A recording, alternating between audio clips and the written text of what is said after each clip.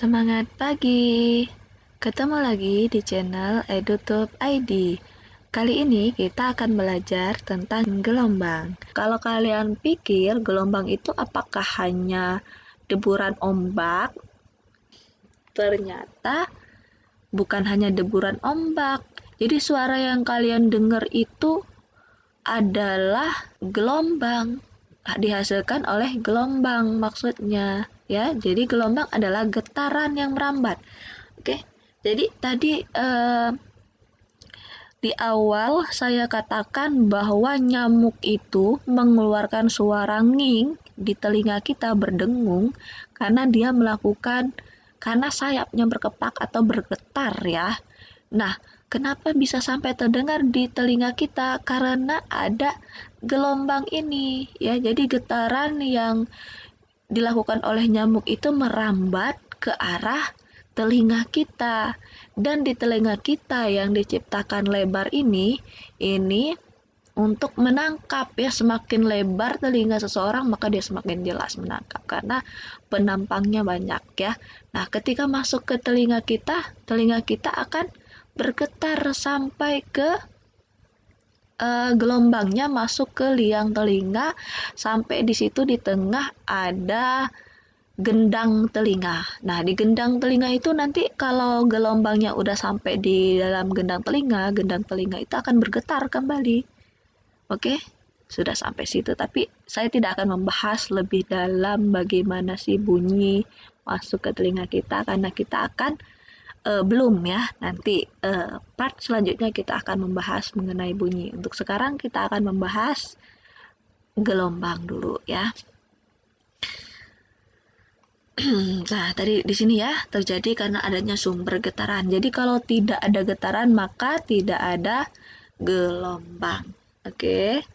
Gelombang ini terdiri atas ada dua macam gelombang. Yang pertama ya, yang seperti ombak ini namanya gelombang transversal. Ya. Nih. Kalau tadi satu getaran itu dia dimulai dan diakhiri, maka kalian harus tahu juga yang dimaksud satu gelombang tuh apa ya. Jadi satu gelombang itu kalau gelombang transversal ya, dia terdiri dari satu bukit dan satu lembah ya. Jadi ini bukit, yang di bawah adalah lembah. Nah, kalau dia ada satu bukit, ada satu lembah, maka ini disebut satu gelombang. Nah, ini di gambar ini ada naik lagi nih satu bukit, berarti ini banyaknya gelombang ini 1,5 ya, karena dia tidak dilanjutkan lagi dengan bukit. Kalau ada maksudnya tidak dilanjutkan lagi dengan lembah. Kalau ada lembah sekali lagi berarti ada 2 gelombang, begitu ya. Jadi yang kalian harus pahami di sini adalah berapa banyak sih gelombang di gambar, karena pada gelombang ini juga bisa mencari frekuensi, bisa mencari periode, dan itu kita harus tahu banyaknya gelombang karena rumus frekuensi tadi adalah N/T, banyaknya ya, banyaknya getaran atau banyaknya gelombang. Jadi diingat lagi, gelombang itu satu bukit, satu lembah. Nah, di sini kalau kalian perhatikan ada lambang seperti ini. Ini yang dinamakan dengan lambda. Lambda ini adalah panjangnya gelombang, satu gelombang ya. Panjang satu gelombang kita sebut dengan lambda. Kalau setengah gelombang, setengah lambda. Ini harus kalian ingat karena akan berkaitan dengan cepat rambat gelombang ya. Selain gelombang transversal, ada juga disebut dengan gelombang longitudinal. Nah, bedanya transversal dengan longitudinal tadi apa sih ya? Cara mencari satu gelombang longitudinal ini terdiri dari sini. Lihat, perhatikan. Ini rapat-rapat, renggang-renggang ya. Jadi jika di gelombang transversal itu satu gelombangnya terdiri dari bukit dan lembah, Maka di gelombang longitudinal ini satu gelombangnya terdiri dari satu rapatan dan satu renggangan. Oke, satu rapatan, satu renggangan, satu gelombang. Ada rapatan lagi, ada renggangan lagi, tambah satu gelombang. Jadi di sini gambarnya ada dua gelombang, rapatan renggangan, ada dua kali. Oke, nah di sini juga ada lambda ya, panjangnya gelombang, panjang satu gelombang ya. Ada rapatan, ada renggangan. Oke, itu yang harus kalian pegang dulu, tolong diingat ya. Nah, di gelombang ini memiliki apa sih? Sama seperti getaran tadi, dia memiliki frekuensi.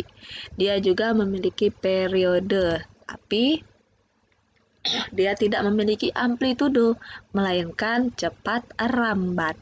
Karena tadi gelombang itu adalah getaran yang merambat.